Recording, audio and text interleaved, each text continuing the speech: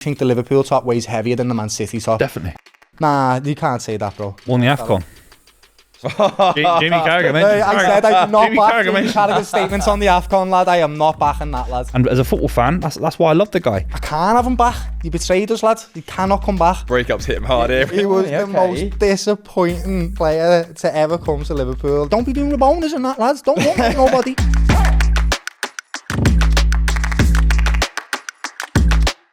Right, guys, I'm going to come to you about who has been your best signing, do you think, so far this summer? Liverpool's is, without a shadow of a doubt, Hugo Ekitike. Without a doubt. He's a dog. He's got clinical finisher. He offers the team. He facilitates so much more than what an out-and-out striker does. He facilitates others. He links up play. He's very interested in what everybody else is doing, not just his own job. He is, without a doubt, the best signing for Liverpool this season. He's excellent. Excellent I've footballer. never known someone to be that tall and that quick at the same time as well. And skillful. Ridiculous. And a great finisher. Yeah. Leeds United. Yeah, Oh. confidence he's got loads of confidence. But the major attribute for me, to be quite honest with you, in a Liverpool side that's struggling, is the dog in him. He's got it. He likes to battle. He comes back and he retrieves the ball and he'll run up the pitch and, as I said, facilitate and link up play. He is fantastic. Perfect number 9 for Liverpool at the moment. Boovy? Has to be Ryan Cherky. I mean, he's 2-footed. He's got 10 goals/assists in 7 appearances. He's on double assists to the same amount of Saka in his entire career already. He's doing Rabona assists into Phil Foden. And ultimately, if Manchester City don't win anything this season, at least Man City have got players that want to entertain fans. I think a lot of modern football, I think Ekitike is a silky footballer as well, but modern football is very, very pragmatic, sterile. I think Arsenal are very guilty of being that as well. Cherky plays football, Jogger Benito. He plays like a Brazilian. He plays like Ronaldinho. He loves football, how you play and express yourself. And as a football fan, that's why I love the guy. So, and Cherky, 30 million quid. Come on. Good deal. Beautiful looking football. Bargain. I mean, it's football. It's football. Yeah, that's what I meant. Okay. Yeah. Pause. I meant on the pitch, he's beautiful to watch. Either side, he just seems so equally balanced. He's really, really gifted footballer. What did you think of Pep's comments in terms of his Rabona and things like that, in terms of it being so, he just needs to sometimes simplify his game and he's not impressed about the tricks and stuff? I agree that there are moments that if you get an assist, you can't criticise anyone for getting an assist. It's led towards a goal, of course, and that matters in football. But there are moments where instead of passing it straight or 5 yards, he'll chip it over someone in the middle of the pitch. Like, he'll dink it over someone in the middle. I couldn't believe what I was watching. And it's beautiful to watch, but I'm not Pep Guardiola. I'm not the manager of Manchester City trying to get results and win titles and try and compete with Arsenal and Liverpool and Chelsea, all these guys. If Cherky loses the ball in a big game in a Champions League quarter-final because he's doing stuff like that, that's where the frustration definitely comes from. You said football sterile. Do you know who's to blame for that? It's not Pep. It is Pep. You've literally just given me an example of how Cherky is being told not to do nice things on the pitch because it's not as efficient. But ultimately, no, you can't dig it's yourself out. style and success. It's style and success. That's why Pep's the greatest manager of all time. Because He's great. 2011 Barcelona is the most beautiful aesthetic side in the history of football, and it won treble upon treble. Unbelievable. Definitely. But in the Premier League, it's a different standard. So he's had to tighten the shop a little bit. You know, he's had to tighten it all up and be only have 2 touches on the ball, lad, and then move. Don't be doing Raboners and that, lads. Don't want nobody. Yeah. Anyway, right, guys, welcome to That's Offside, brought to you by Gambling.com. Also, don't forget to check out our sponsors, Bet442. Their sign-up options are on the screen now and in the description. Right, guys, we just spoke to you about the best signing so far. Now it's time to turn the tables, and we're going to talk about the worst signings so far of your club and also all clubs in the Premier League. Okay, Doyle, you've got your hands on your head. Why might that be? Because our signings are crap. There's been a few interesting ones for Liverpool this year where they've not really come into fruition so far. Yeah. I would say the players that we bought, technical-wise, ability, like, they're not bad players, right? Isak was one of the top goal scorers last season. He was excellent for Newcastle. The stuff that he was doing for them was brilliant. But if you look at the impact that they've had since they've joined Liverpool, without a shadow of a doubt, a £130 million striker that's only scored 2 goals, you'd have to say, you've got to hold your hands up, right? It's not a great signing so far, and I'll admit that. It's not working right now, but I think it will. He'll come good. We need to find a new system to work around him. But right now, Isak is right up there as one of the worst signings so far, definitely. We'll stay on Liverpool just so we can get it out of the way. Is there anyone else at Liverpool that you think? Kirkes. Kirkes? Yeah, Okay. I've just went Straight away. right. The Liverpool video, isn't it? I've just went from Trent on the right hand side, one of the best right backs I've ever seen, and Robbo on the left hand side, one of the best left backs I've ever seen play for Liverpool, to Kirkes, who again, ability wise, when you're looking at him at Bournemouth, you're like, wow, what a powerhouse! This looks like the new reincarnation of Robertson, someone that's got the energy to follow him up. And then he plays for a team where he's asked to use his brain a little bit, and he's not able to do that, buddy.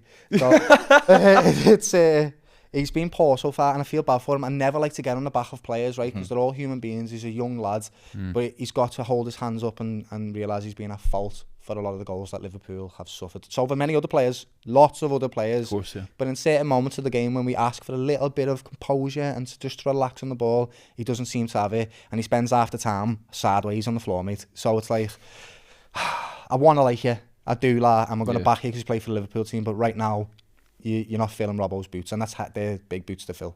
And last question on Liverpool, and this is open to both of you. Obviously, it's very 50-50 at the moment, but we're talking about worst signings. Yeah.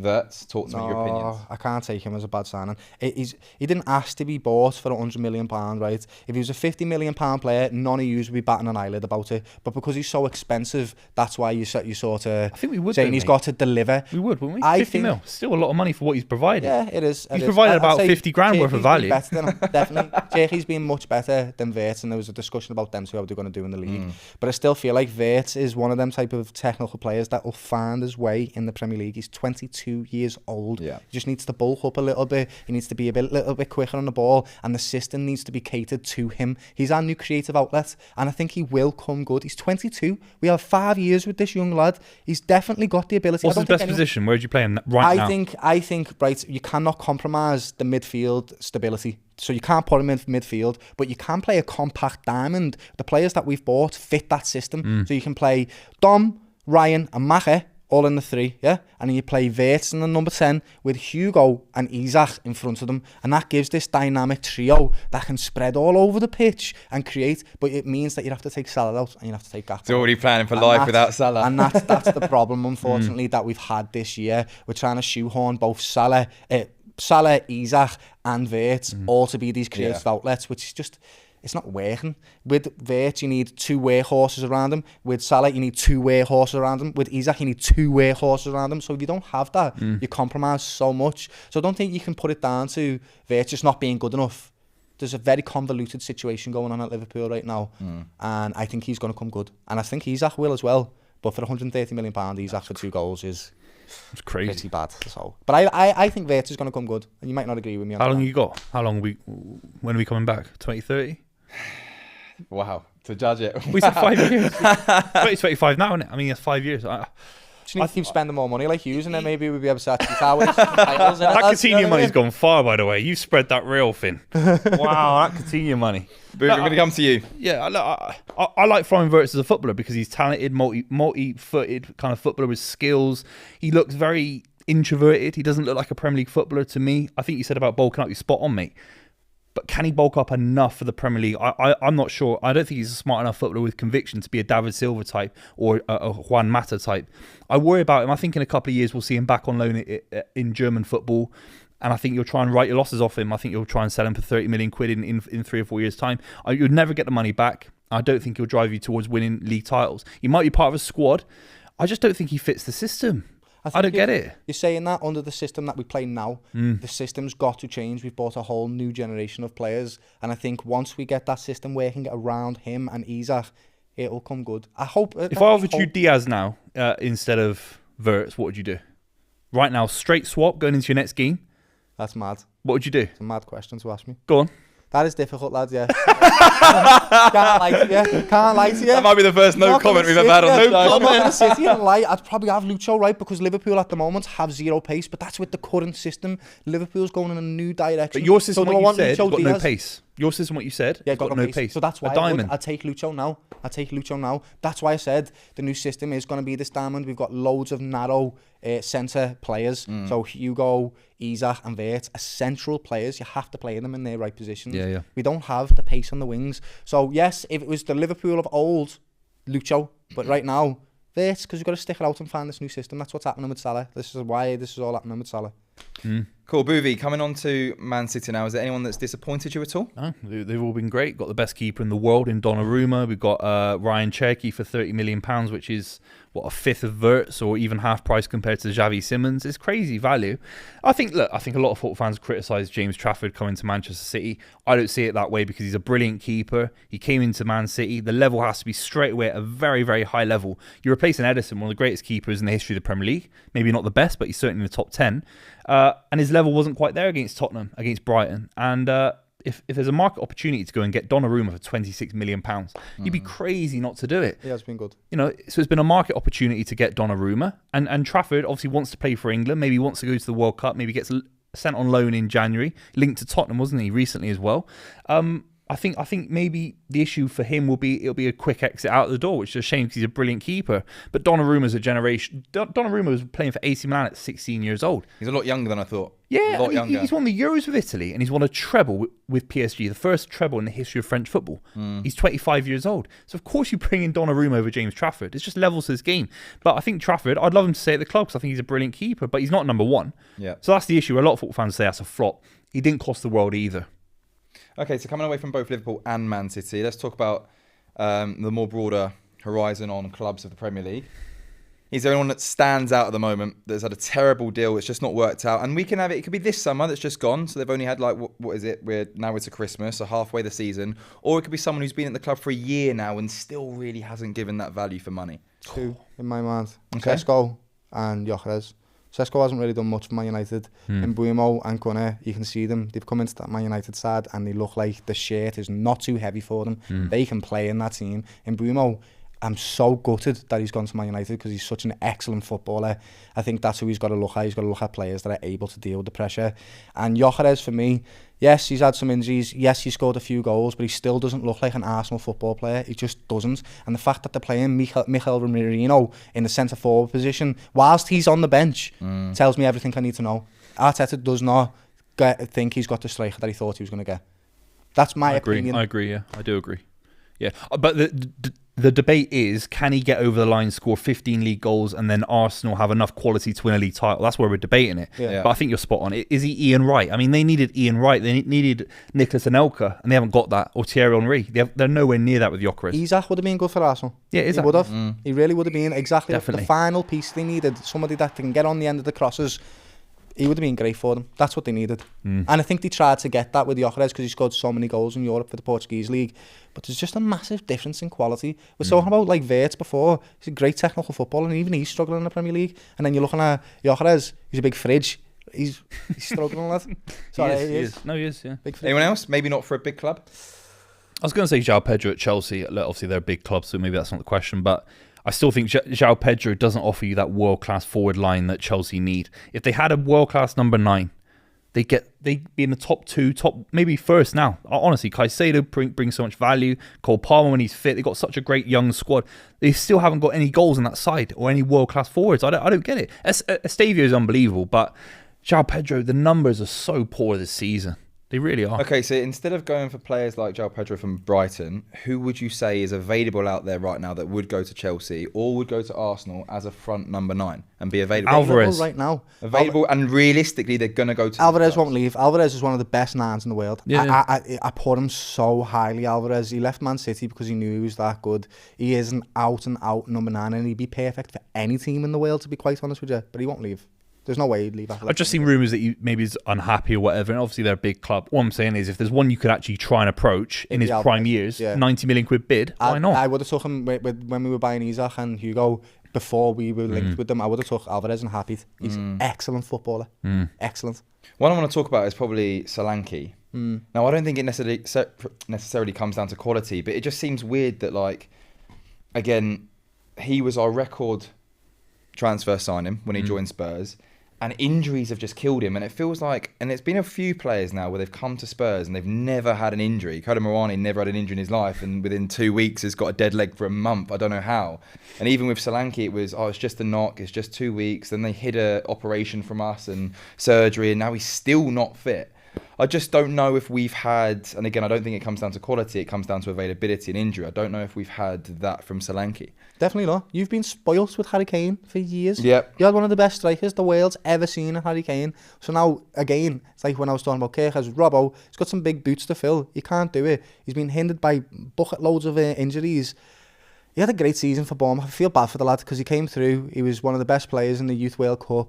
Came to Liverpool. He had a big break there. It didn't quite work out for him. He went to Tottenham. He had an all right start. He wasn't terrible. But then he struggled. I feel bad for the lad. Yeah. For the lads, I do. He doesn't deserve all the injuries and that. But can he find his way back in? I don't know. Maybe look at the turf that you're using or something. I don't know. I don't know what it is. Genuinely? Team or whatever. One question I do want to spin to you, and it's not necessarily the worst signings, but I'm going to spin it to you and go, is there a player that's played for a club that has not been valued or not been utilised in the right way? They've then signed for somebody else and they've just transformed. And I've got one in my mind. This is the biggest one in the world. Scott McTominay at the moment for me, how he was kind of very, I think, underappreciated at Man United. Right. A lot of people said, oh, he's maybe a squad player. And him at the moment is on fire. Is there anybody else that you think? Højlund similar, of course. Yeah. Højlund. Anyone at Napoli. McTominay got Serie A Player of the Year last season, mate. He was that good. He's got an overhead kicks and that. It was crazy. And that's what I mean. Is there any, let's go Premier League Right as now, well. Is there any Premier League players that have not worked out necessarily for their clubs in the Premier League and have maybe gone abroad or gone somewhere else in the Premier League and it's just worked for them? Mohamed Salah. Yeah, of course. He's the biggest one that you can possibly think of. Failed Went at to Chelsea. Didn't work, and then has become the best right winger that the Premier League has ever seen. Mohamed Salah. Behind Riyad Mahrez, obviously. Nah, you can't say that, bro. Mahrez is better to look at. I will give you that, but he's not a better player than Won the Mohamed Salah. AFCON. Jamie Carragher mentioned. I said I do not Jamie back Carragher Jamie mentioned Carragher's statements on the AFCON, lad. I am not backing that, lad. Sorry. Riyad Mahrez is beautiful to look at. Absolutely. Best first touch I've ever seen. Oh. But Mohamed Salah is better. Is there anyone that you think has left your club? And I think for Spurs, there's a few players where it's been like, I mean, even players like Darren Bent we had who didn't really score much for us. He went straight to Sunderland and started banging in the goal at Sunderland. You're like, hey, what's going on here? And it feels like sometimes there's a pressure at these big clubs or these clubs where there's only maybe one striker spot and they're playing up top of their own and then they go to a smaller club where the pressure's a little bit less and they absolutely explode. Is there anyone who's played for either Liverpool or City where you think, oh, they've been a poor signing for us and they've signed for somebody else and you think they won't be missed and you think, hang on a minute, where's that quality come from? I was going to say James Milner because he signed for Man City, won the Premier League title in the Aguero season, was always used in midfield, sometimes up front for Pellegrini. Yeah. He was a brilliant footballer. I love James Milner. I want him back at Liverpool. He never fitted in. He never fitted in at Manchester City, really. He's gone to Liverpool on a free transfer. Yeah. He turned down a contract. Yeah, and he turned down a contract with City. He's gone there and he's just such a Jurgen Klopp player and he's gone on to win the Champions League with Liverpool. He was unbelievable. Premier League, everything. Yeah, exactly. Everything with Liverpool. He's an underrated legend. That's the best one. But the thing is, he didn't fit in at Man City. It never fit, but he fitted in so well at Liverpool. Wonderful human being, wonderful footballer, and testament to what a professional he is, how long he's gone in the game, mate. He's absolutely exceptional. Still playing. Absolutely love James Milner. That's a crazy. Shout. Yeah. Anyone playing for Liverpool? Or has played for Liverpool that you've... I'm going to add this, right? The thing with Liverpool is it's a massive club. It's one of the biggest clubs in the world. And I do think the Liverpool top weighs heavier than the Man City top. Definitely. I really do. So when you're playing for Liverpool and you're not playing well, you're not really going to go and play well anywhere else because it's the same calibre that you're going to go to. But there's lots of players that have played well for Liverpool and went on and played even better than he did for Liverpool, namely Luis Suarez, one of the best number 9s I've ever seen in my entire life. And currently, Lucho Diaz. Lucho Diaz played well for Liverpool, he did, but he's hit another level in the Bundesliga. He is on fire at the moment, and it's sad to see him. That's why he asked me about Wirtz and Lucho before.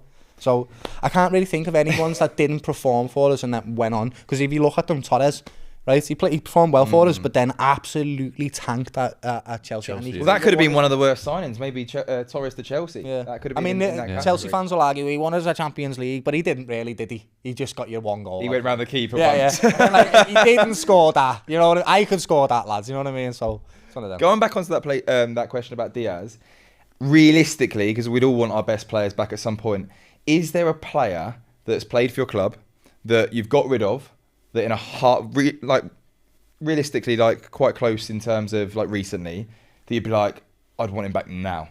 And in terms of what you said about Diaz going back to Liverpool and stuff like that, I know for me it would definitely be, I can see hopefully if we can build something where we're defensively solid for the next year or two, I want Harry Kane to come back and break his record at Spurs. Like players like that, Harry Kane coming back.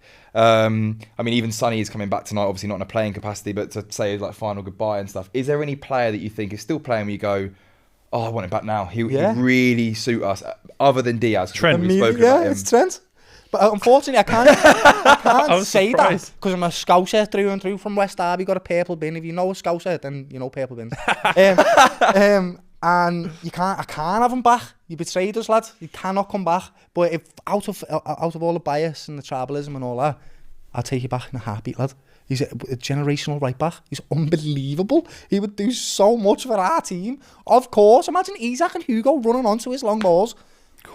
You know what I'm saying? Like that. Of course, I'd have him back in football terms. Yeah. But as a Scouser, never come back, lads. You can't come back. Right down the camera lens as well. Unfortunately, lads, it's one of them. We can't take you back as a player, lads. You can't. We're not a rebound. Do you know what I mean? Like, you left us, and fair play to you. Go and win stuff at Real Madrid. That's what we want now. But the breakups hit him hard here. We're not a rebound. Never go back to it. Don't come back. Never go back. you can't. But you are a fantastic footballer. That's why you know. It is what it is. Anyone at City? There's so many. The big one's Cole Palmer, because obviously he scores goals. People forget the What a goals he shout. scored. Yeah, like What a shout. he's picked up Manchester City's first ever Super Cup after winning the Champions League. Like, he scored some big goals in the Community Shield as well. Imagine the City side with Cole Palmer and Phil Foden. I mean, let alone Cherky and Haaland and all these guys. You wouldn't need Reinders maybe, who's been a little bit flat in recent weeks. Bernardo Silva's coming right at the end of his career at Manchester City. His prime years are over. Ilkay Gundogan had to come back last season because we sold Cole Palmer, arguably. Cole Palmer hurts. I think on his day, he's maybe the best footballer in the world. He's excellent, isn't he? He's amazing. He's The goal for England against Spain. I mean, who's doing that really? Who's scoring that kind of goal for England in a final? Harry Kane certainly isn't. If you had the Chelsea fan here, they would have been talking all day, lads. Salah, Kevin De Bruyne, Lukaku, all these players. Even Lavia, I'll take Lavia back. He's at Man City, Lavia, but he's got injuries and stuff. But great Lavia's a great proper midfielder. Yeah. Okay, so we've got two more questions left.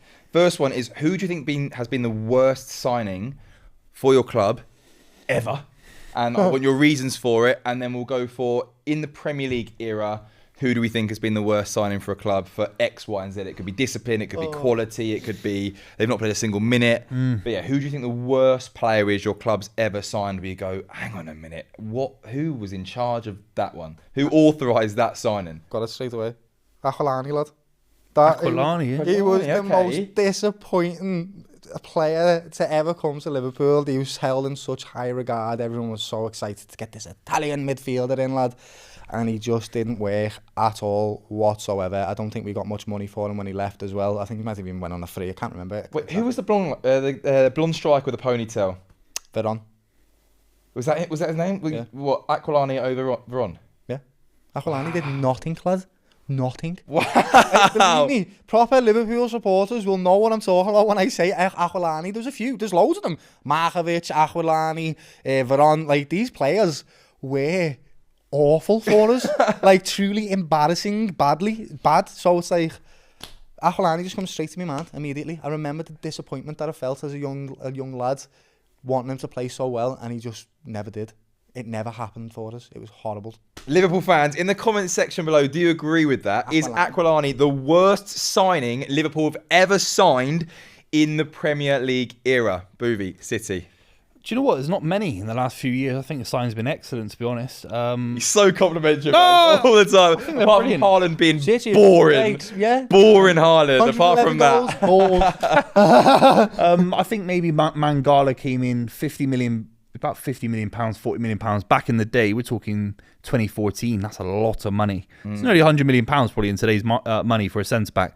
He had one good game against Chelsea. I think it was his first game at the Etihad as well.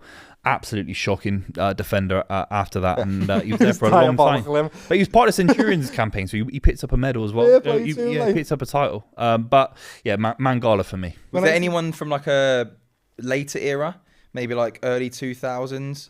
Oh, early 2000s. Like, if we're going all-time Premier League era, not even just recent, where you go, oh, I remember him. God, he was awful. Was it one that you got when you come back up from the league below that you bought and thought he's going to be the next, they're going to keep us in the Premier League? Yeah, there was actually, when I was really young, George Weah when he first came in, because he obviously won the Ballon d'Or with AC Milan, arguably, one of the greatest players to ever come out of Africa, one of AC Milan's greatest ever players. He was very, very old, and Joe Royle benched him in a game, and he was sat there looking around at a terrible kind of changing room, thinking, why am I getting benched under Joe Royle? I'm George Weah. Crazy. So maybe George Weah goes up there as a bit of a flop, even though he's a legend. But look, the takeover, there was some crazy signings. Robinho for me wasn't quite a flop, but Joe was absolutely shocking. Obviously, the Brazilian number 9.